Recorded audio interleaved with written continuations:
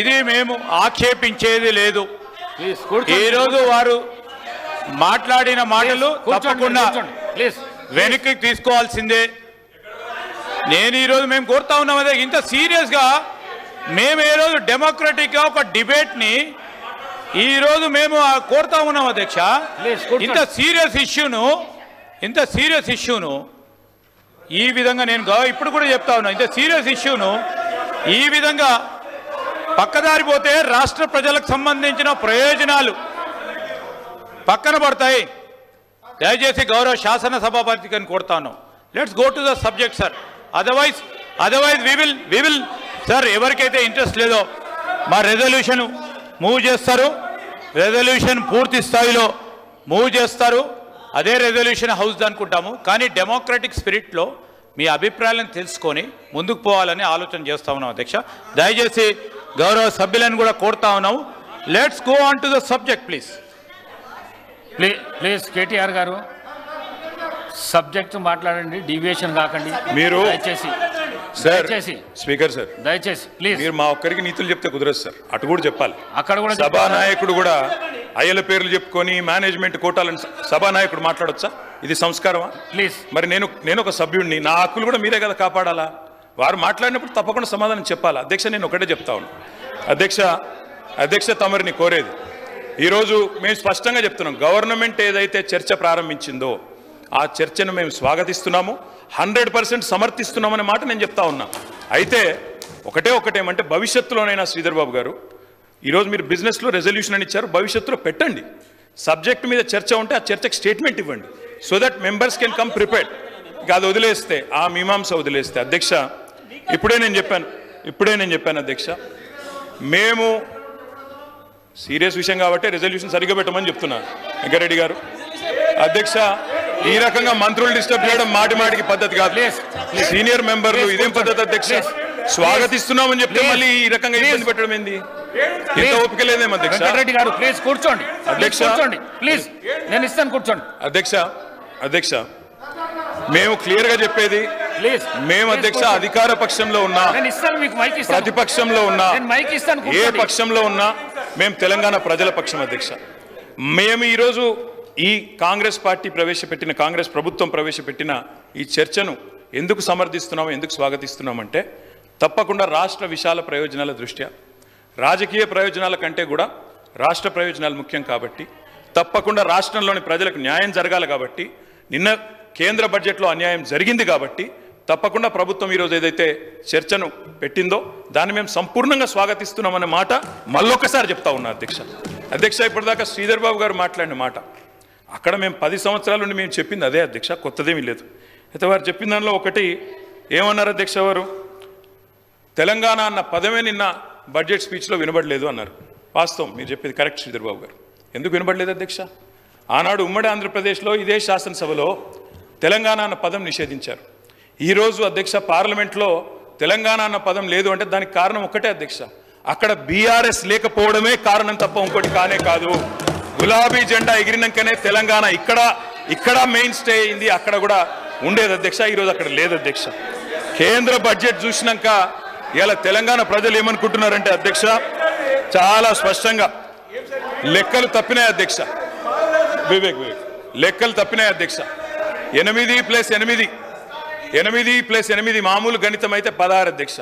కానీ ఇవాళ 8+8 గుండు 0 అని తెలంగాణ ప్రజలు అనుకునే పరిస్థితి వచ్చింది అధ్యక్ష. ఇది వాస్తవం అధ్యక్ష. ఎందుకంటే తెలంగాణ గడ్డ మీద పుట్టిన ప్రతి బిడ్డకు కలిగిన భావన నిన్న కేంద్ర ప్రభుత్వ బడ్జెట్ చూసినాక ఈ 10 సంవత్సరాలు ఏదైతే అన్యాయం జరిగిందో అదే అన్యాయం కొనసాగింపుగా ముందుకు పోతా ఉంది అధ్యక్ష. కాకపోతే హాస్యాస్పదం ఏమంటే, మమ్మల్ని ఒక మాట అన్నారు అధ్యక్ష. ఏమన్నారు ముఖ్యమంత్రి గారు? ఏమన్నారు అధ్యక్ష?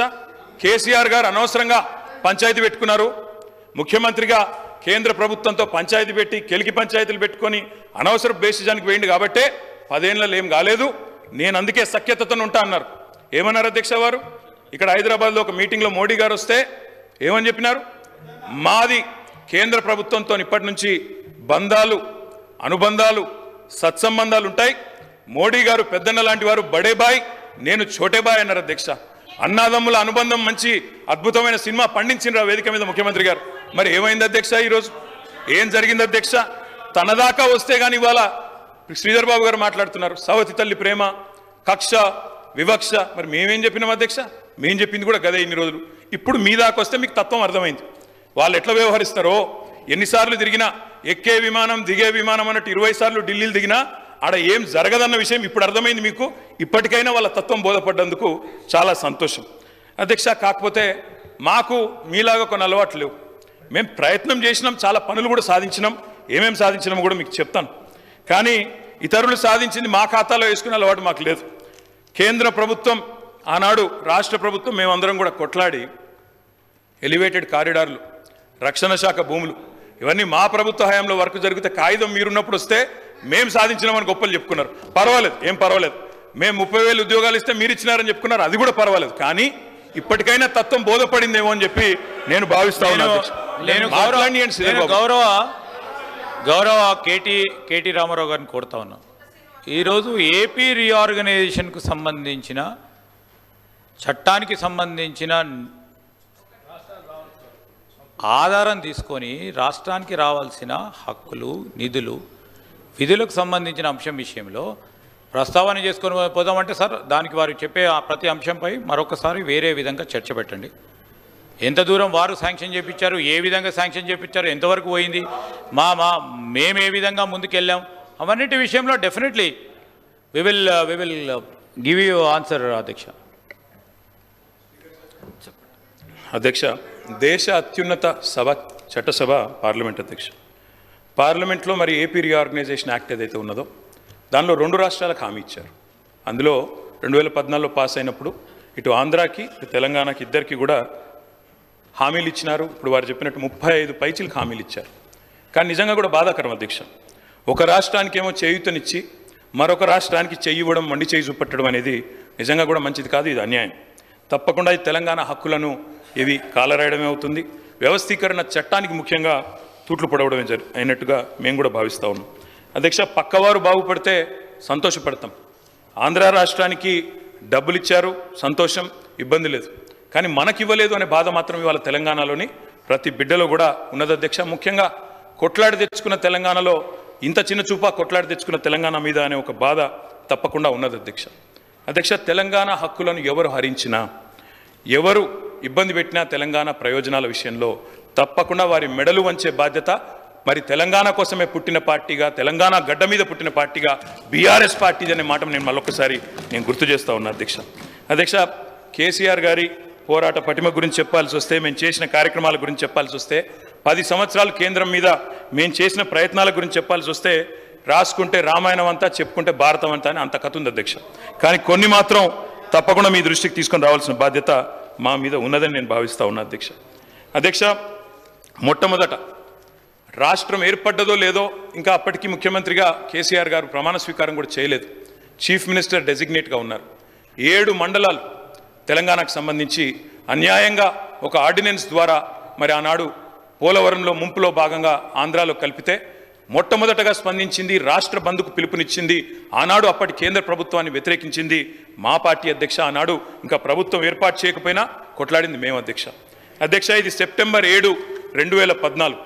ఆనాడు కేసీఆర్ గారు మరి ప్రధానమంత్రి గారిని కలిసి తెలంగాణ రాష్ట్రానికి ప్రత్యేక ప్యాకేజ్ ఇవ్వండి, ప్రత్యేక హోదా ఇవ్వండి, ఆంధ్ర అడుగుతున్నది, మాకు కూడా స్పెషల్ స్టేటస్ ఇవ్వండి అని అడిగిన ప్రెస్ క్లిప్పింగ్ అధ్యక్ష. అధ్యక్ష, ఒకసారి కాదు అధ్యక్ష, 1,15,667 కోట్లు మా రాష్ట్రానికి ఇవ్వండి అని చెప్పి ముఖ్యమంత్రిగా ఆనాడు కేసీఆర్ గారు, ఇది సెప్టెంబర్ 16 మన 2016 ఫిబ్రవరి 12 అధ్యక్ష. అధ్యక్ష, ఒకటి కాదు అధ్యక్ష, ఇట్లా ఎన్నో సందర్భాలు. ఇక 2015లో అధ్యక్ష మళ్ళీ కలిసిన ఫోటోలు.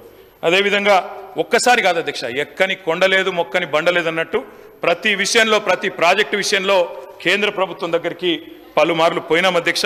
పోయి కొన్ని సాధించినాం, కొన్ని సాధించలేకపోయాం, రకరకాల ప్రయత్నాలు చేసినాం. వివక్షాపూరితమైన వ్యవహారం చేసినప్పుడు ముఖ్యంగా సిఏఏ, ఎన్పిఆర్, ఎన్ఆర్సీ లాంటి విషయంలో తెలంగాణ శాసనసభలోనే తీర్మానం పాస్ చేసినాం అధ్యక్ష. పాస్ చేసి దిస్ వాజ్ ఇన్ 2020 మార్చ్ 26 అధ్యక్ష. మేము నిర్ద్వందంగా తిరస్కరిస్తున్నాము సిఏఏ, ఎన్ఆర్సీ అని చెప్పి కేంద్ర ప్రభుత్వానికి మా నిరసన కూడా చెప్పినాం అధ్యక్ష. Central amendment act, electricity amendment act తెచ్చి మోటార్లు పెట్టాల్సిందే, మీటర్లు పెట్టాల్సిందే మోటార్లకు అని మెడ మీద కత్తి పెడితే దాన్ని వ్యతిరేకిస్తూ శాసనసభలో తీర్మానం చేసినాం అధ్యక్ష. అధ్యక్ష ఇది ఒకటే కాదు అధ్యక్ష, కాజీపేటలో కోచ్ ఫ్యాక్టరీ ఇవ్వలేందుకు మేము మా పార్టీ 2021 మార్చి నాడు చేసిన నిరసన. ఇవన్నీ ఏపీ రీఆర్గనైజేషన్ యాక్ట్ ప్రామిసెస్ అధ్యక్ష. 1 minute.